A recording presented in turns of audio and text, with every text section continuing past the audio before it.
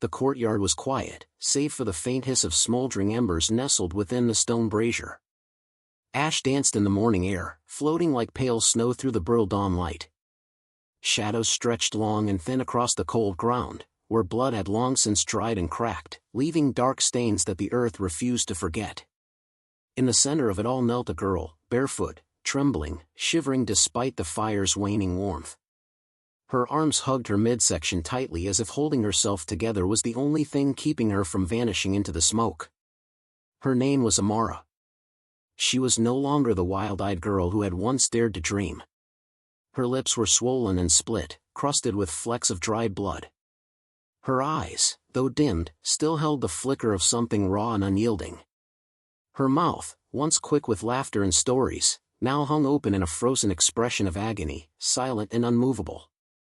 She could no longer speak, not properly, not after what had been done. But her silence was not surrender. It was rage, simmering beneath layers of pain. Hours earlier, the courtyard had been different.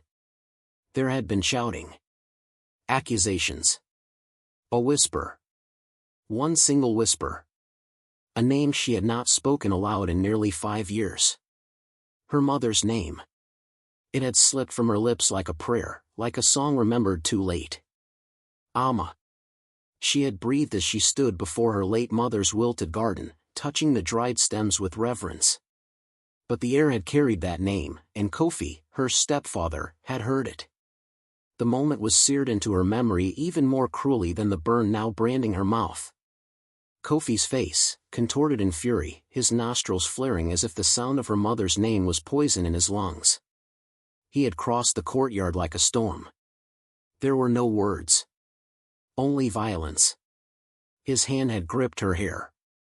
His voice, like thunder, declared that no one was to speak that traitor's name, not under his roof, not while he ruled. Then came the brazier. Already lit for the morning fire. Already glowing. Already waiting. She remembered the way the iron rod had looked, its tip red as a dying sun. It had shimmered in his hands, shaking slightly as if even it feared what was to come. Her mouth had opened to scream for help, but the scream was cut short by the searing kiss of metal. The sound her tongue made when it met the iron was something no one present would ever forget, a wet, sizzling gasp followed by a muffled, animalistic cry. The stench of burning flesh filled the courtyard. It clung to every wall and every garment, nestling into the folds of fabric and memory alike. No one moved. Not the guards, not the servants. They all looked away, pretending not to see, not to hear. She spat blood. She choked on it. Her fingers clawed at the earth as if digging for salvation. Her eyes found no mercy in the faces that surrounded her.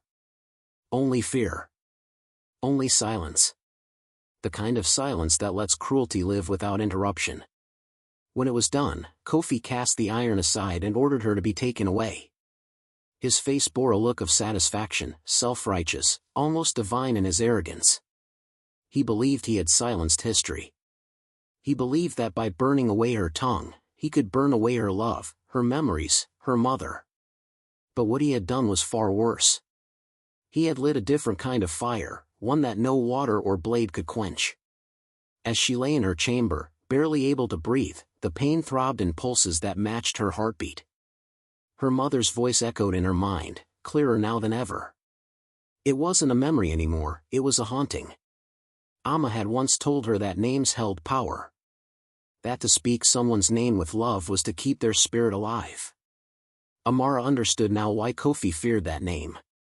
He had spent years trying to bury Amma's memory under control and cruelty. But love was not so easily buried. And now, Amara would dig it up, bone by bone, word by word, even if it killed her. That night, as the wind howled outside her broken window, she remembered the stories the kitchen maids whispered when they thought she wasn't listening. About a healer who lived deep in the forest. An old woman who had lived through too many winters, who knew how to mend a broken body, and how to break a soul. They said she could make even the most powerful man cry out in agony from a single word spoken in the right tongue. They said her herbs smelled of fire and her spells tasted like sorrow. Most of all, they said she didn't heal for silver. She healed for pain. Amara didn't know if those stories were true, but she clung to them now like a thread of light in a tunnel of black. Somewhere out there was someone who could help her, someone who didn't avert their gaze or pretend not to see. The pain dulled to a throb, but it was always there. Her mouth would never be the same. She would never speak the same again. But there were other ways to speak. Older ways. Her mother had once whispered to her that the world listened in languages beyond words. That the wind listened. That the fire remembered. That the blood had stories of its own. She would find that language. She would find the woman in the woods. And she would find a way to make Kofi speak. Not just any words, but truths. Curses. Regrets. She would twist his voice into a prison, just as he had done to her. His triumph today would be the very thing that summoned his undoing. As the guards dragged her limp body through the courtyard, Kofi stood at the steps with arms crossed, looking down upon her like a king who had conquered a rebellion. But he did not see the ashes gathering behind her. He did not see the way they swirled as she passed, dancing toward her skin, eager to cling. The fire had tasted her pain, and it had not forgotten. Kofi smiled. But his smile would not last. The trees loomed like sentinels, their branches clawing the sky with crooked fingers. The forest beyond the village was older than stone, older than names, older even than the whispers that gave it its title, the Whispering Forest. Some said the wind that moved through those trees wasn't wind at all, but the breath of the old gods, murmuring their warnings to any fool brave, or broken, enough to enter. To Amara, the sound was like breath against her ear, soft and menacing, as if the forest itself knew her pain and fed on it. She had slipped from the village under the cover of darkness, no longer able to wait for healing to find her. Her body was still weak, her limbs bruised and raw, but rage and memory pushed her forward. Each step through the brambles and roots was a battle, her legs wobbled, her arms scraped by thorns, her bare feet sliced by sharp stones. Blood left a trail behind her, but still she moved, because the fire inside her was louder than the whispers in the trees. Her name was Amara, and though her tongue was ruined, her purpose had never been clearer. She followed no true path. Only fragments of stories, half-heard tales passed between servants' lips and trembling voices. Of an old woman, a witch to some, a healer to others. One who had lived so long in the forest that even the trees bent to let her pass. They said her home was perched atop roots like legs, and her eyes could see the past and future both. They called her Mahiba. Amara collapsed more than once on the forest floor. Each time she forced herself up, remembering her mother's voice, not the sound of it, but the feel of it, the warmth it carried, the way it always soothed even when the world was cruel. She clutched that memory like a lantern in darkness. By the time she found Mahiba's hut, the sun had long since vanished, leaving only pale light filtered through gnarled branches. The hut stood nestled in the crook of a great tree, its twisted vines coiling up like serpents to cradle the crooked wooden home. Smoke curled from a crooked chimney, thick and green-tinged, like something alive. Amara stood on shaking legs before the steps, unsure whether to knock or collapse. But Mahiba was already there. She emerged from the shadows like a creature born of bark and time. Her spine bent like a bowstring pulled too tight, her fingers gnarled and knotted like the roots beneath her feet. Her eyes, however, held no age. They were bright and sharp, twin flames in a face carved by centuries. "You've bled enough to feed the moss," she rasped, her voice both cruel and kind. "But blood alone don't buy miracles, child." Amara opened her mouth to speak, but no sound came. Only the rough wheeze of damaged breath and the twitch of pain. She pointed to her mouth, then touched her heart, and finally the sky, where no stars shone. Mahiba watched in silence. Then she turned and vanished into the hut without a word. Amara followed. Inside, the air was thick with herbs and smoke. Bones hung from the rafters, not in menace but in memory. Every corner seemed to breathe. Mahiba crouched by a fire pit, stirring a thick brew that hissed and popped. Without turning, she spoke. "Pain brought you here. But pain must prove its worth. You want healing? Then suffer true." And so began the trials. First, the blackthorn flower. It bloomed only under the midnight moon, hidden among brambles that drew blood from every seeker. Amara found it near a glade, the thorns tearing open her arms, her feet soaked in dew and blood alike. The flower's petals shimmered, as if painted with sorrow. She returned it with hands trembling. Next came the dew from a snake's tongue. Mahiba led her deep into the forest, where a great serpent slept coiled beneath a hanging tree. Amara had to sit in the creature's presence, still and unbreathing, until it flicked its tongue. The droplet that clung to its forked tip was like glass, and capturing it without breaking the silence took every ounce of courage she possessed.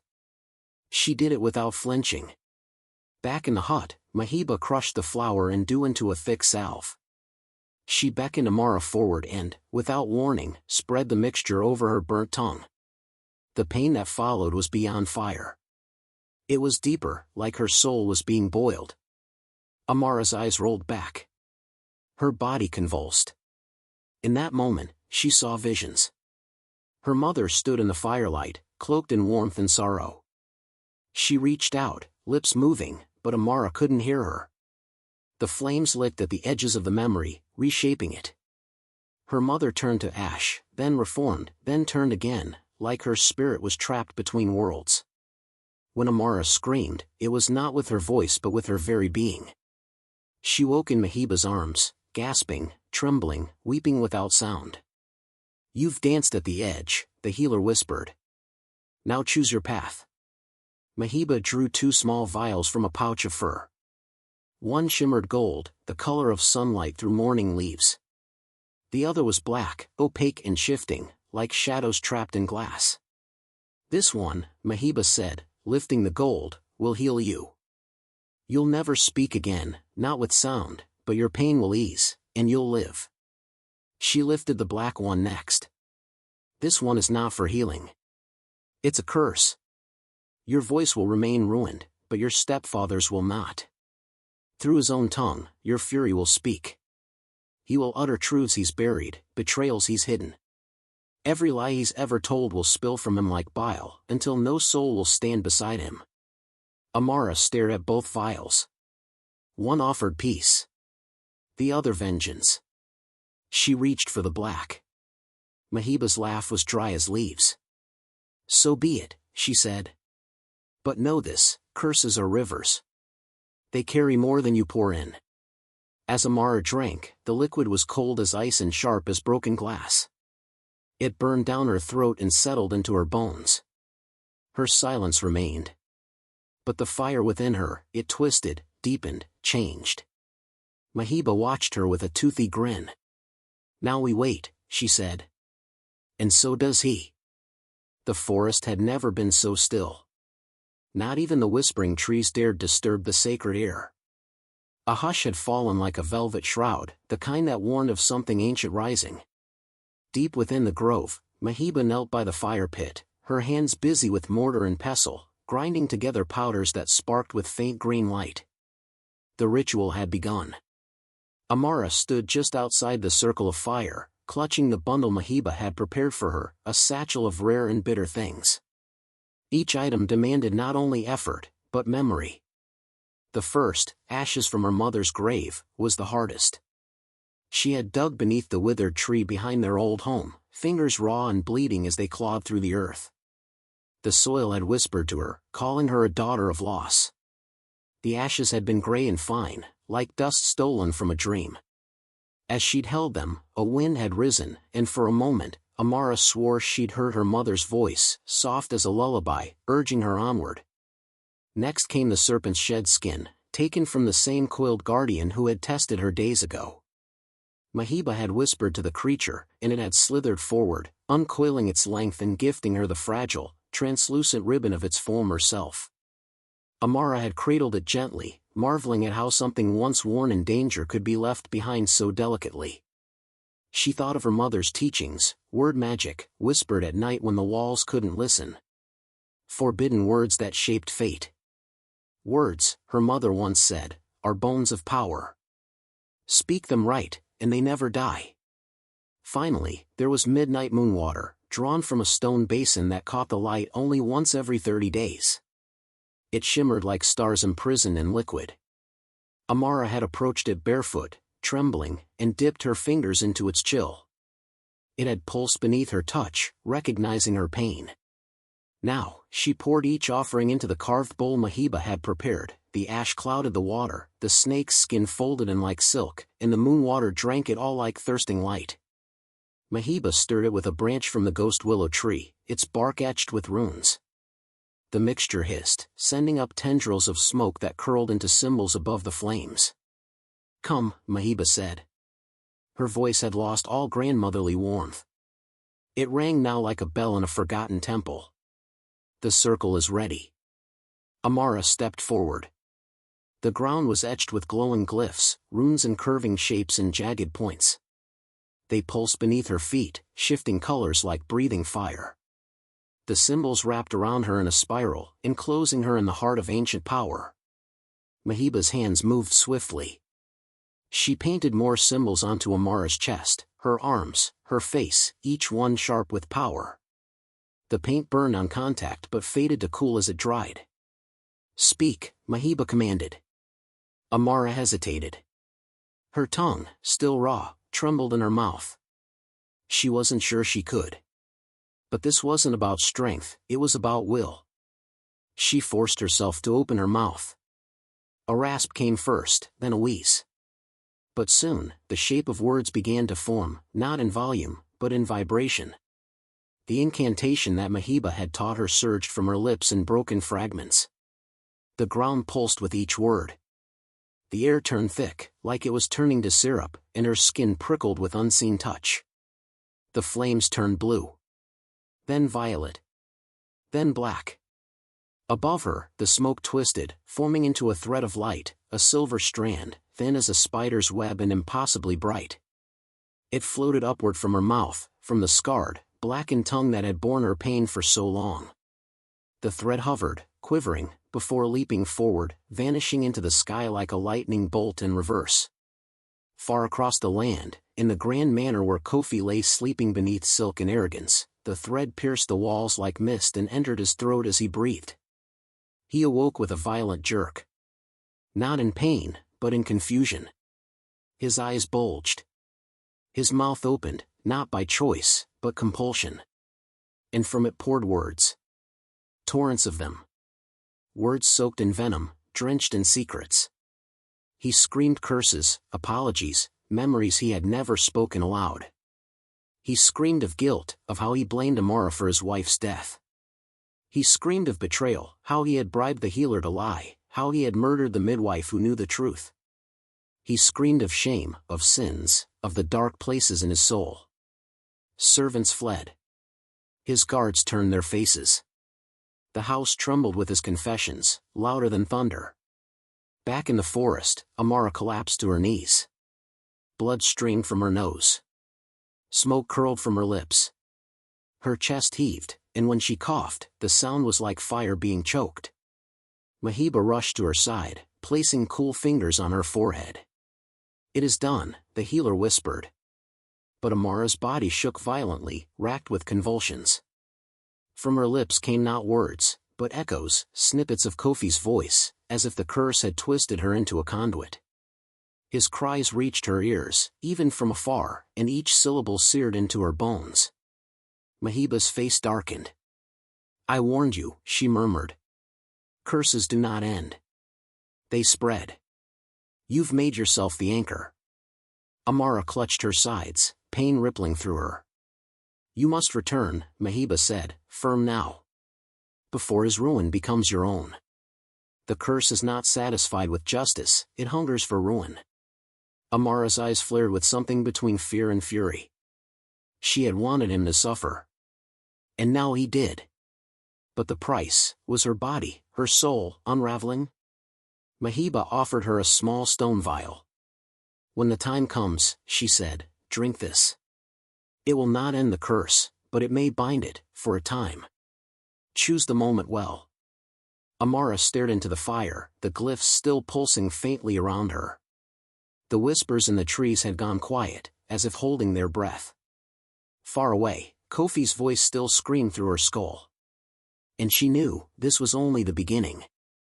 The manor, once a pillar of power, now stood like a tomb bloated with rot. Its once proud arches bore creeping moss, and its towering windows, always kept gleaming for the sake of appearances, now wept condensation like sorrow bottled for too long. No one spoke of what truly happened inside, but everyone whispered. The curse had taken root like a living thing, growing louder with each passing day. First, the servants began to mutter. They spoke in hushed voices in the kitchens, hands trembling as they ladled soup or scrubbed iron pots. "Did you hear him last night?" one would whisper. "Screaming about blood, about how he buried her with lies." Another would nod solemnly. "He screamed the name of the midwife he poisoned. How could he know anyone heard that name but her?" Soon, the nobles picked up the scent of scandal. In the market square, veiled ladies and tight-lipped councilmen whispered behind fans and cloaks. "Kofi speaks to shadows now," one said. "He spat on the altar last week and cried for his mother, claimed she clawed at his tongue from the grave." Reputation is a fragile empire. Once cracks form, the collapse is inevitable. Amidst this slow unraveling, Amara returned. Hooded and cloaked in grey wool that smelled of ash and bramble, she stepped off the dusty path and crossed into the manor's outer courtyard. Her bones ached with each step, her body leaner, shaped by hunger and pain. But her eyes, those had only grown sharper. They glinted beneath the hood like shards of tempered glass. No one recognized her, not at first. The cloak helped.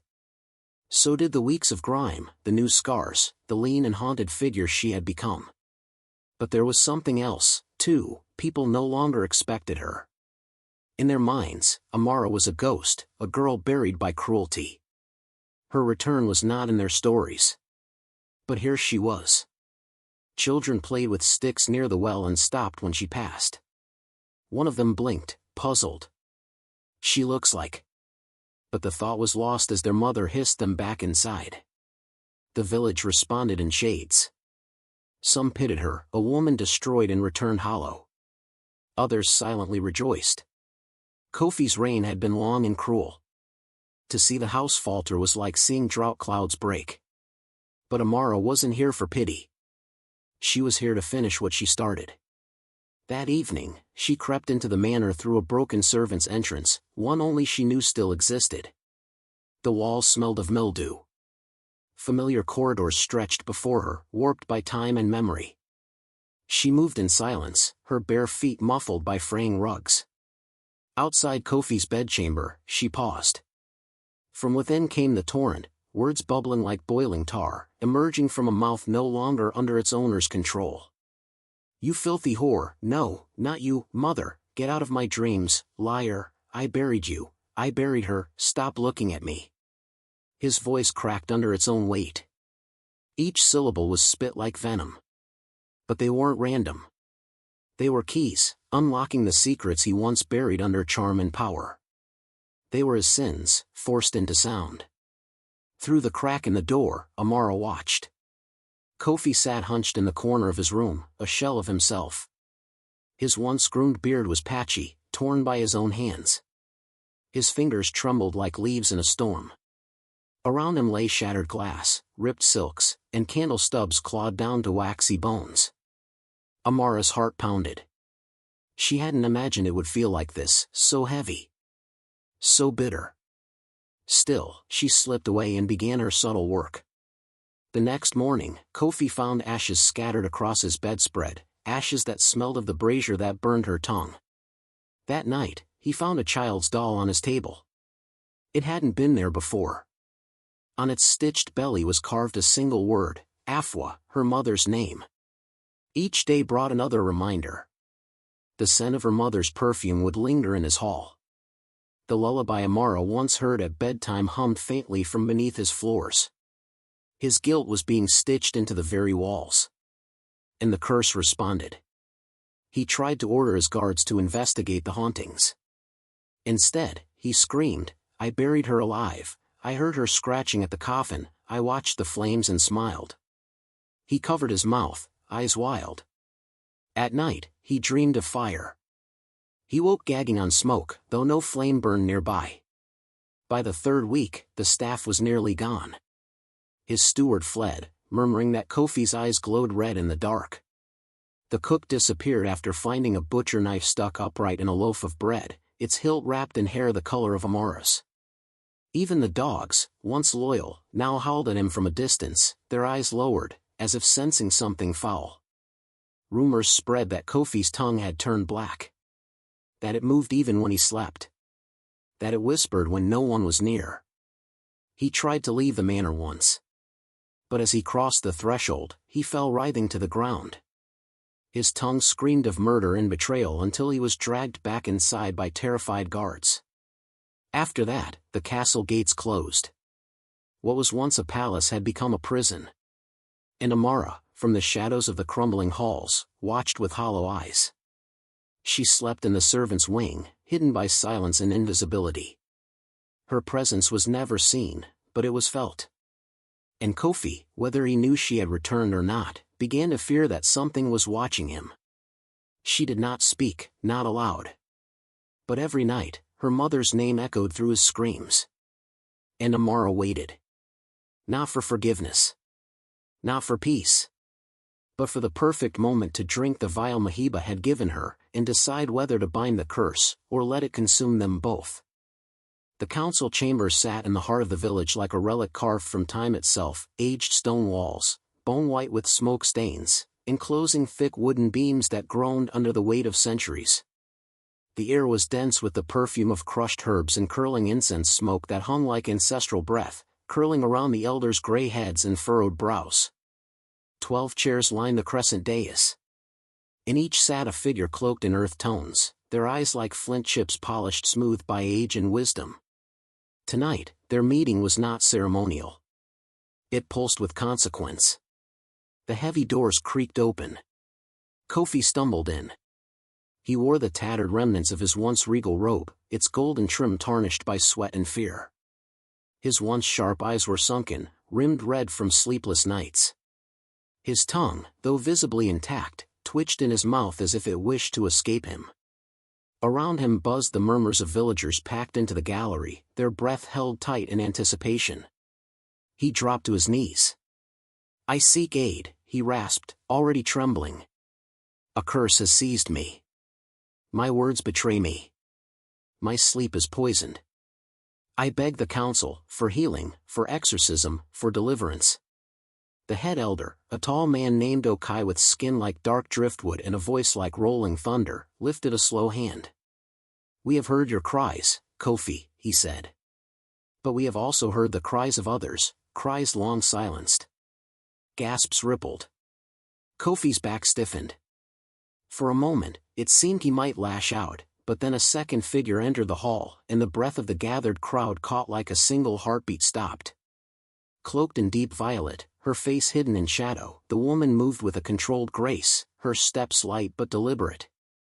As she neared the council dais, she raised her head. Amara.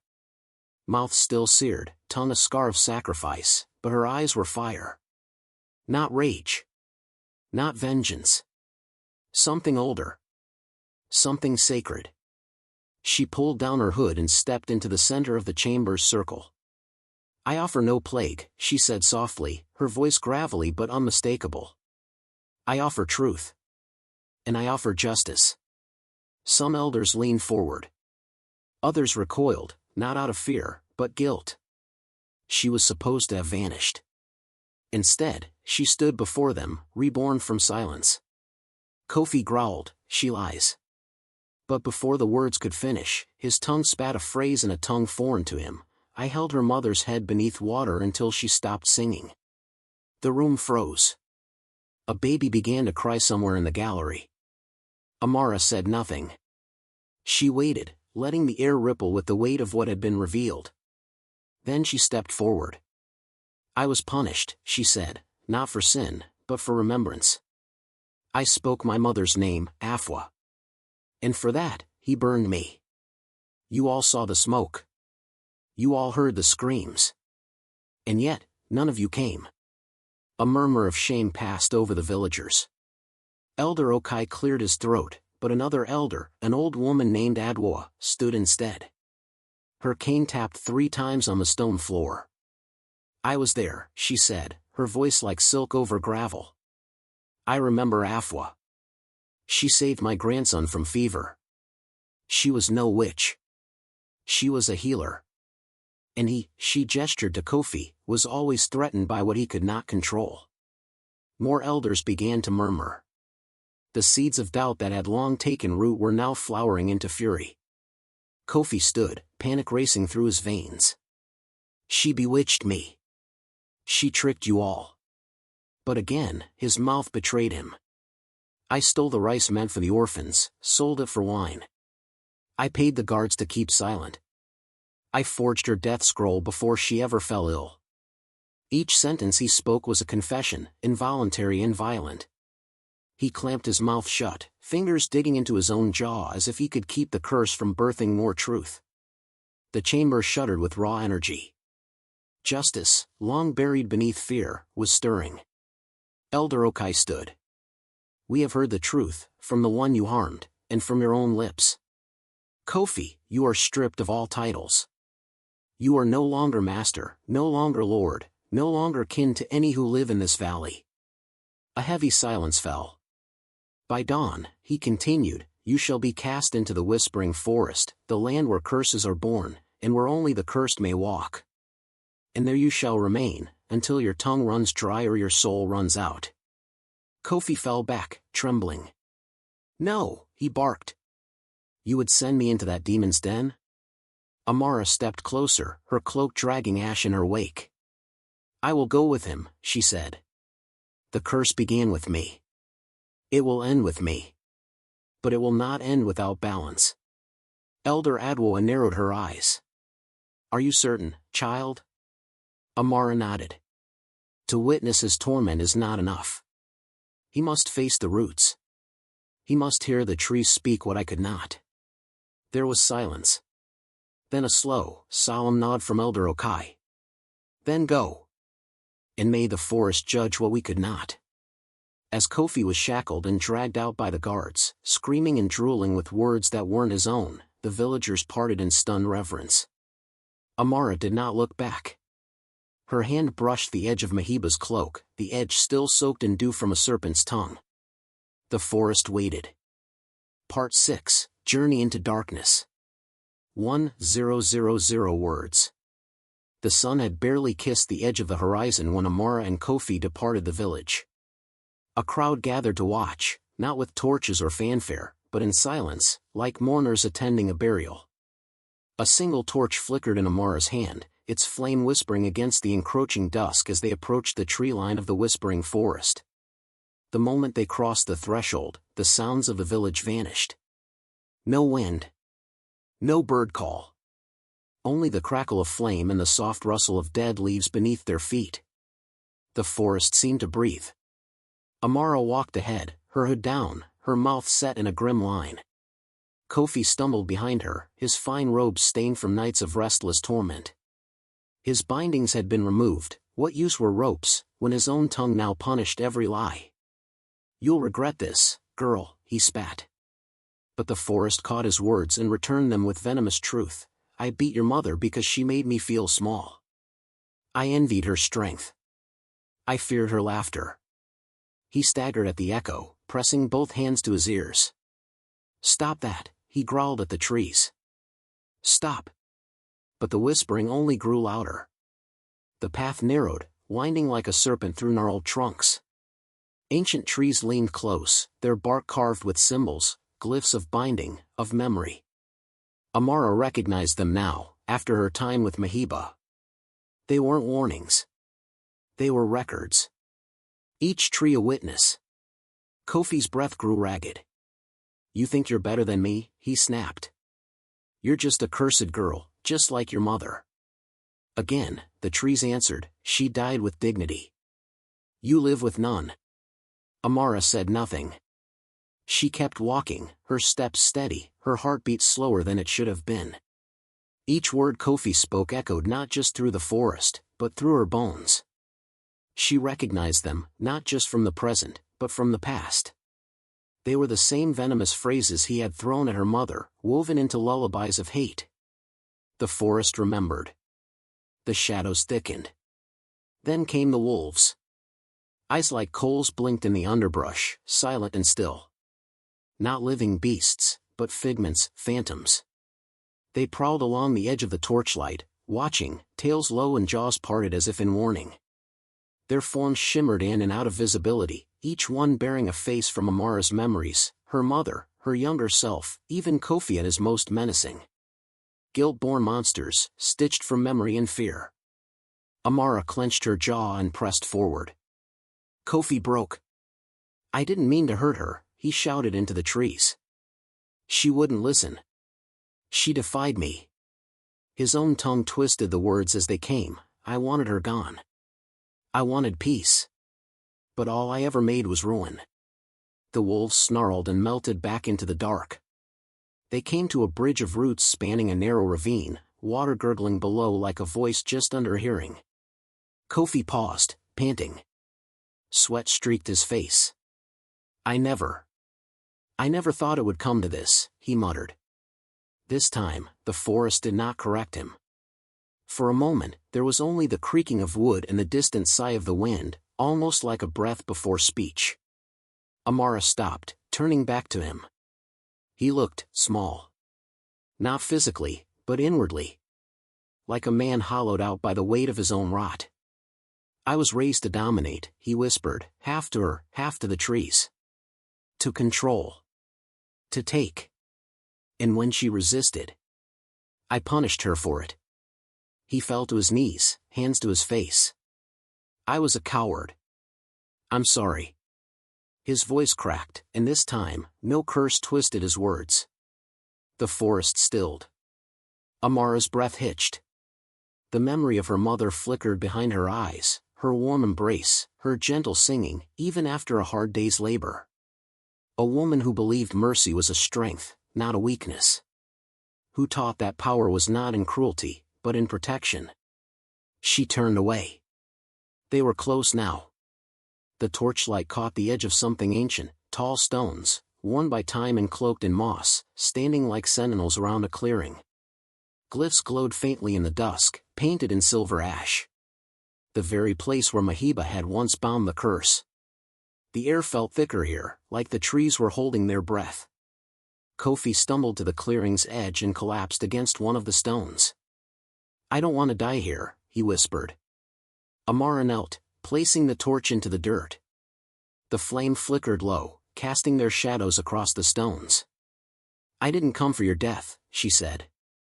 Her voice was rough, but calm. I came for justice.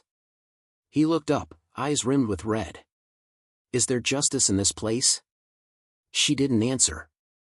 Instead, she touched one of the glyphs, an old one. A rune her mother once etched into bread dough, whispered over her daughter's sleeping form. A symbol of release. Justice isn't always vengeance, she murmured, half to herself, half to the wind. Sometimes it's letting go, and letting what's broken stay broken. She looked back at him. I don't know if you're sorry because you mean it, or because you're afraid. But either way, the forest heard you. The trees groaned. And somewhere deeper within, a flame sparked, not of fire, but of choice.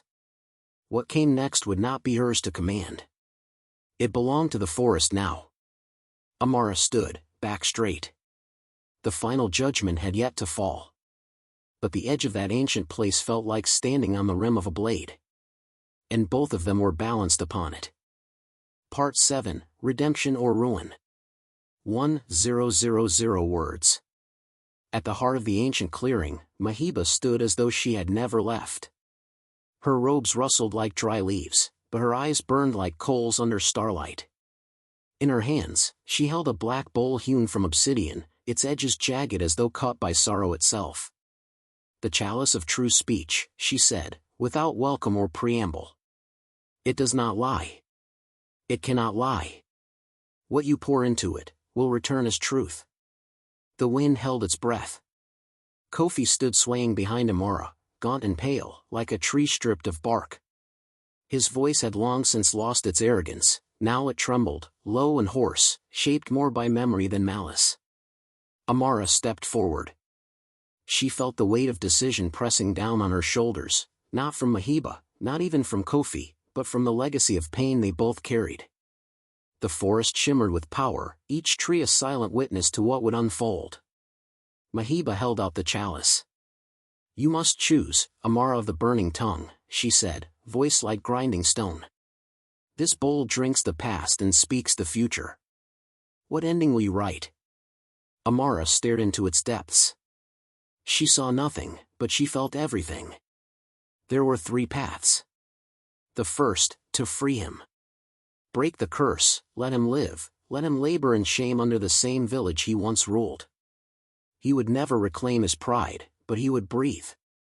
He would see the weight of what he had done, every day. The second, to bind him forever. Seal the curse. Make it so that every word he ever spoke henceforth was venom, a life of isolation, feared, forgotten. No peace. Only echoes of the pain he inflicted. The third, to grant redemption.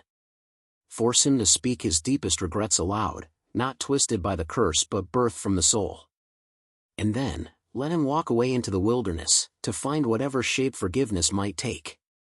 Each was a blade. None were clean. Kofi stepped forward, knees trembling. "I deserve punishment," he whispered, then louder, "I deserve death." The chalice pulsed in Mahiba's hands. The truth had started already.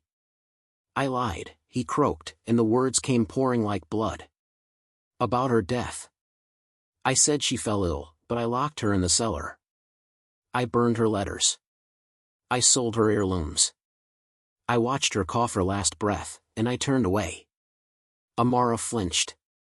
He went on, choking now, tears streaming. "I beat her for speaking truth. I called her weak when she showed love. I feared losing control, so I destroyed what I could not dominate." He looked up at Amara. "And you? I told you the world was cruel. That your voice was worthless. But I was wrong.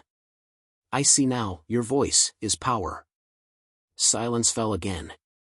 Mahiba turned to Amara. "He has spoken his truth. The chalice awaits." Amara's fingers trembled as she pulled the bottle of moon water from her satchel. The same water they had gathered during the binding. Still silver, still cold. She uncorked it slowly and poured it into the obsidian bowl. It hissed on contact. Kofi reached for it with both hands, and Mahiba did not stop him. He drank. The air cracked like thunder. Smoke erupted from his mouth, not like fire, but like breath made visible. Words spun from it, visible and tangible. Monster. Tyrant. Thief. Murderer. But then, softer ones came. Husband. Father. Coward. Regretful. The smoke wove into glyphs, then flames. The runestones flared to life, ancient sigils glowing with a blinding white heat. Amara stumbled back as the clearing roared to life. And still, she had not spoken her choice. She looked at Kofi, face upturned, skin scorched by truth, eyes hollowed by his own confessions. She heard her mother's voice, not in the trees, but within her. A memory, soft and certain. Strength without mercy is chains. Tears welled in Amara's eyes. This wasn't the man who broke her. That man was already dead, killed by his own truths. What stood before her now was the husk that remained. And something else, something still becoming. She stepped forward and touched the chalice. "I release you," she said, voice strong. Mahiba's eyes widened. "I will not carry your chains into my future," Amara continued. "You will live, but not as you were. You will serve this village in silence and shame, and when the last stone of your cruelty is lifted, perhaps then the spirits will let you rest." The runes answered. A final pulse of flame swept through the clearing, and then died. Smoke coiled upward and vanished into the stars. Kofi fell to his knees. He did not speak again. Mahiba gave Amara a long, unreadable look, then nodded once, in the way that the earth nods to the rain. As the torches dimmed and the night settled again, Amara and Kofi locked eyes. And in that gaze was no triumph, no forgiveness, and no hatred, only the ache of what had been lost, and the weight of what had been won. The forest exhaled. Part 8, Echoes Through Time. 1000 words. The first light of dawn spilled gently over the village, painting the earth in soft golds and pale pinks. The air was cool and still, a hush settling like a sacred breath after the storm. In the heart of the village, beside a freshly turned patch of earth, Amara knelt alone. Her fingers traced the outline of a simple wooden marker, Mahiba's final resting place. The old hermit's passing was a quiet one, known only to a few. She had given her last strength to the forest and to Amara, guiding the girl through trials of fire and truth, before slipping away like a whisper in the wind. The villagers had found Amara at the edge of the clearing the night before, cloaked in silence and shadow. Now, in the early light, they gathered quietly around her, unsure whether to speak or simply watch. A few faces bore grief, others, cautious hope. Children clung to mother's skirts, peering at Amara with wide eyes. She rose slowly, her own spirit wearied but steady. The night's weight had passed, replaced by something lighter, a beginning, fragile and uncertain. Word of Kofi's fate had already begun to ripple through the village, carried on hushed voices and wondering gazes. The man who once ruled with iron and cruelty had been transformed in a way none could have foreseen. His destiny now lay intertwined with the village's own future, one of shadow, or of redemption. If Amara had chosen mercy, the tale told of Kofi rebuilding the village's orphanage, stone by stone. Each brick laid in silence, every word he uttered honest and tender, a testament to the weight of true remorse. The children's laughter returned to those walls, and for once, Kofi's voice was no longer a weapon but a balm. The villagers said that while his heart bore scars, his deeds began healing those left broken. If the curse was sealed forever, a chilling monument stood at the forest's edge, a statue carved in Kofi's likeness, his mouth frozen in an eternal scream. It was a grim reminder that some sins never find peace. Villagers dared not approach, and travelers told tales of hearing voices when the wind blew, words of rage and sorrow trapped within stone. His story became a warning, etched into the village's memory, a ghostly echo in the woods. If service and shame were chosen, Kofi was seen cloaked in rags, tending the fields beyond the village, working the soil beneath the heavy sun. His speech was rare, and when words slipped from his lips, they carried blessings, soft, cautious, like the first snow of winter. No longer master, but servant, no longer feared, but pitied. And slowly, with each day's toil, he began to reclaim a sliver of humanity, word by word. Amara herself became a figure both revered and loved. With the wisdom passed down from her mother and Mahiba, she reopened the secret school of word magic, hidden deep in the village's heart, away from prying eyes. Here, she taught the balance between power and compassion, reminding her students that words could build worlds or burn them down. Her lessons were filled with stories of the past, of pain transformed into strength, and of voices once silenced finding their rightful place. One morning, as sunlight streamed through the slatted windows, a child approached Amara and whispered the forbidden word, "Mother." The room fell silent. Amara smiled softly and placed a gentle hand on the child's shoulder. "Speak her name with love," she said quietly, "and let it be a song, not a curse." Outside, the old brazier stood once more in the courtyard, its embers glowing softly. This time, the fire did not hunger for vengeance, but carried the warmth of remembrance. It flickered and danced like a living thing, casting shadows that whispered of healing, of stories passed from one generation to the next. Yet, as the village settled into a fragile peace, a distant murmur threaded through the wind, an echo of a curse, unanswered and restless. It lingered like smoke on the breeze, a reminder that words, like fire, hold the power to both heal and harm, to bind and to free.